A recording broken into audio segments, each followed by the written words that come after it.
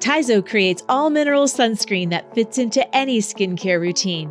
Tizo sunscreens are lightweight, virtually invisible, and free of chemical sunscreens, so they're reef-friendly. Free of dyes, fragrances, and preservatives, it's elegant sunscreen you'll love and that loves your skin.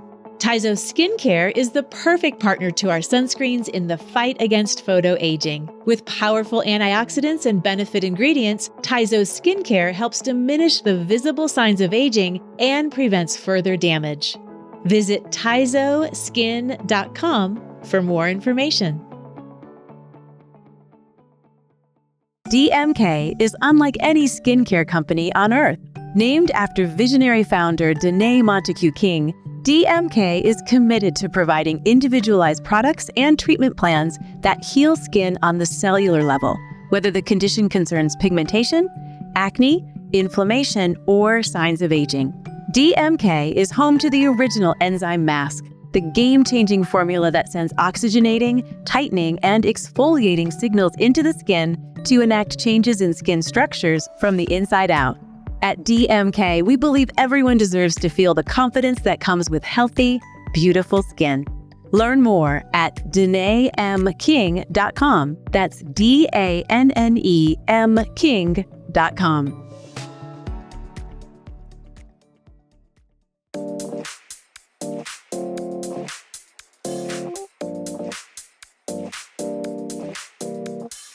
Hello and welcome to ASCP's Esty Talk. I'm your co-host Maggie Staszcuk and ASCP's Education Program Manager. And I'm Ella Cressman, licensed esthetician, international educator, ingredient junkie, and content contributor for Associated Skincare Professionals.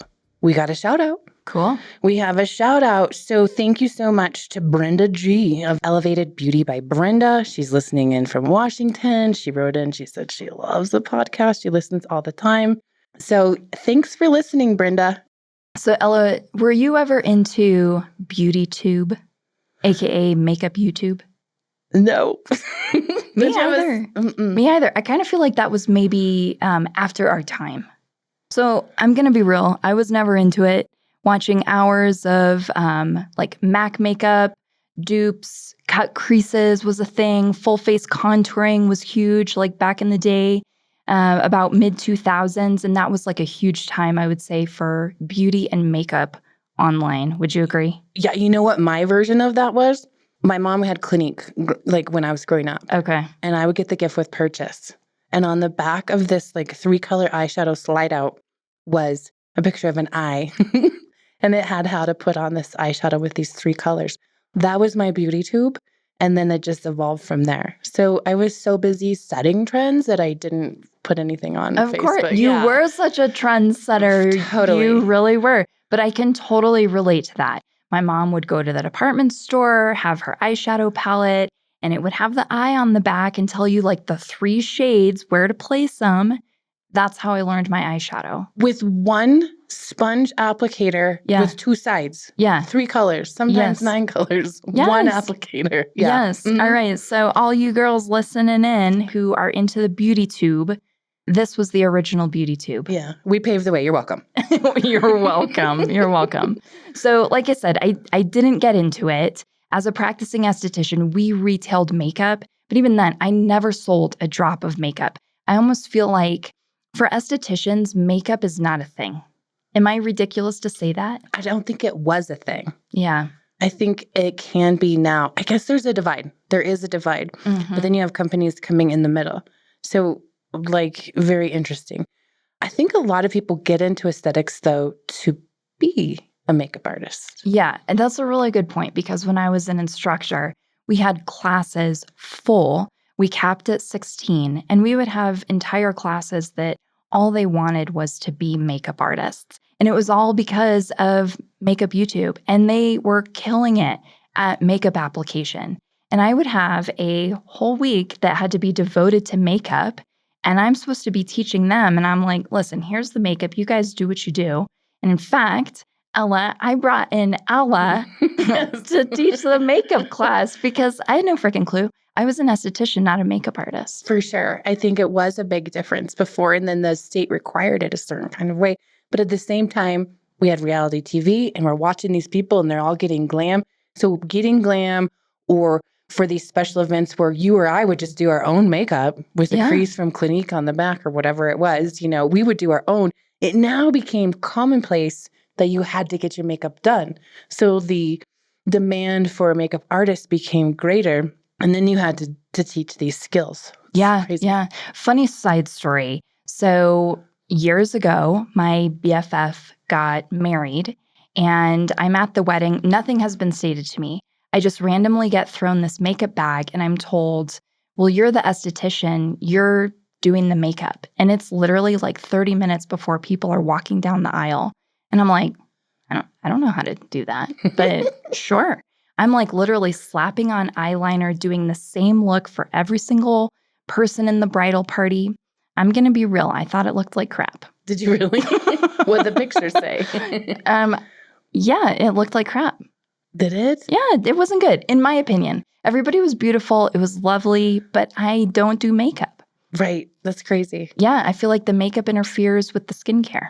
Oh, you're on that camp. Yeah, I am. It's changing now. I do think there is makeup that is skincare. It's marketed that way. Okay. Yes. How do you feel about these as a profession? Makeup artistry is 100% a profession. In Colorado, you have to become an esthetician to do makeup. And I'm not sure I agree with that per se. I think it's smart to have a license to be a makeup artist. But to put somebody through this entire program for aesthetics where you're learning things like waxing and, even chemical peeling and microdermabrasion when you have no interest in that and you strictly want to be, treating the canvas, if you will, with makeup, there should be a separate license. And then you only have 1 week of makeup in that school. Right. There is a lot of artistry. There's a lot of geometry. There's a lot of chemistry, even with makeup artistry. And I think like your friends, but the one thing that I think is interesting is our friends take advantage of that. Well, I was a makeup artist even before an esthetician because that's what the requirements weren't as such at the time. And so I did those like special occasion, and then it took me into film and print and all kinds of fashion shows, like Denver-based fashion shows, but still, nonetheless. But when one time I went on vacation with my friend, not one time, a lot of times, can you do my wedding? Oh, yeah. All my cousins. I'm still doing a wedding in September for one of my cousins, but I went on vacation with my friend, and she's like, Southern gal, Katie. She's like, oh, I'm so glad to be rooming with you. Can you do my makeup for tonight? And I was like, I am on vacation. Do you want to do my taxes? Yeah. No, you're not having that happen. But I didn't. I smiled and I put on some eyeliner, but still. Yes. Yeah. No, it happens for sure. Yeah. So I have been reading. This is like splashed across a lot of the aesthetic newsletters that I'm getting. Gen Z, they love a full face of makeup. Oh, yeah. And it's coming on the back of the fact that they are so into their skincare. They're doing these like 12-step skincare routines followed by this full face of makeup. And when I was young, I did not leave the house without a full face of makeup. So I feel like this isn't new. It's like this way to rebel, find yourself, express yourself, whatever word you want to use. So do you think kids are just being kids, or is this tutorial era of makeup coming back? Well, let me ask you a question. Now, your full face of makeup, how thick was your eyeliner? Ah, interesting. What color was your eyeshadow? Yeah, it was blue. Yeah. Did you have that line on your jawline that differentiated your neck from your face? It's very possible I did. Yeah. I don't know. And you had a 2-sided sponge applicator for 19 colors. Yeah. And that's the difference now is they're putting so much makeup on to give that natural look. Yeah. That's the biggest thing I think of. I'm like, that can take you 2 minutes. It doesn't need all of those layers. Right. And they're contouring in such a way that they're changing the way their face looks and structured, but for what? Mm-hmm. Interesting. But so I think this tutorial thing is that they see themselves in some of these people putting on the makeup. Like, I could do that. I could do that too. And then they feel like, I feel cool. Hold that thought. We'll be right back. Are you interested in providing results-driven treatment services? Join a team of like-minded individuals who share your passion and support your success. With more than 1,000 franchised locations in 49 states, Massage Envy is not only the nation's #1 provider of massage services collectively across its franchise network, but also a national leader in skincare. Start or grow your career at a Massage Envy franchised location. Visit massageenvy.com/SDcareers for full details. Okay, here we go. Let's get back to the podcast. So according to Future Laboratory, they saw this new literacy on product ingredients and on techniques like face taping, gua sha, face massage, and called the trend accredited beauty because it was about being more expert, scientific, even almost medical about skincare. And it's now transcended into makeup. I see that. I see that with some of the brands who are, I think it's so standardized that this is the expectation of this kind of a brow. And there has to be a staying power. But because so many people are aware of ingredients and the malefic effects of potentially these ingredients, that has to be skincare makeup. Have you seen that? I have, yeah. And even like a lot of medical spas have these post-procedure medical makeups so that people don't have to go without it. Yeah. So we've been talking a little bit about social media and makeup YouTube or BeautyTube. User-generated content and competitive pricing works for this generation, according to all the experts studying Gen Z.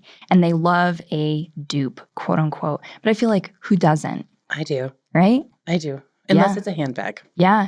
And I think at least you would agree with me, and we're not Gen Z, but affordable brands work just as well as premium brands. 100%. And I do read a lot that Gen Z they're buying into the hype. They're buying the premium brands because that's what they're seeing on social media. The influencer thing. For me, I think mascara, that's the one thing I will not leave the house without.